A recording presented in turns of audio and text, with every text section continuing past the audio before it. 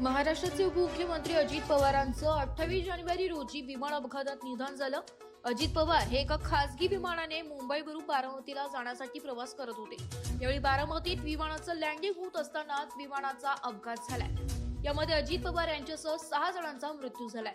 उपमुख्यमंत्री अजित पवार यांच्या अपघाती निधनामुळे अनेकांच्या डोळ्याच्या कडा पाणावल्या, तर राज्यातील अनेक नेते ढसाढसा रडत आहेत।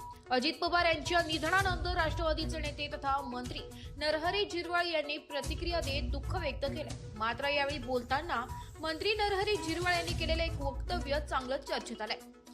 आता वहिनींना अर्थात सुनेत्र पवार यांना मिनिस्ट्रीमध्ये आणावं असं म्हणत आता विखुरलेलं राहून चालणार नाही असं सूचक भाष्य नरहरी झिरवाळ यांनी दोन्ही राष्ट्रवादीच्या विलिनीकरणाबाबत केलंय। ते एबीपी माझा वृत्तवाहिनीशी बोलताना त्यांनी वक्तव्य व्यक्त केलंय। अजितदादांचा पुढचा वारसा कोण चालवणार या प्रश्नावर बोलताना नरहरी झिरवाळ म्हणाले की आता सर्वांची मागणी अशीच आहे की वहिनींना कुठेतरी मिनिस्ट्रीमध्ये आणावं अशी जनतेची प्रामाणिक इच्छा आहे। त्याप्रमाणे वरिष्ठांबरोबर चर्चा करून असा निर्णय घेण्याची विनंती करू असं नरहरी झिरवाळ यांनी म्हटलंय।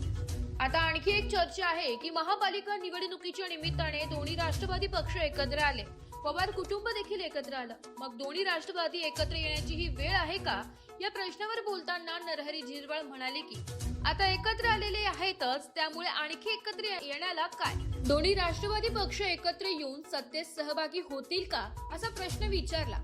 यावर बोलताना नरहरी झिरवाळ म्हणाले की होईल, आपल्या संपूर्ण महाराष्ट्राची पूर्वीपासून तशी मागणी देखील होतीच, पण आता ही मागणी आणखी जोरकसपणे होईल, कारण आता असं विखुरलेलं राहून चालणार नाही, एकत्रच राहावं लागणार आहे।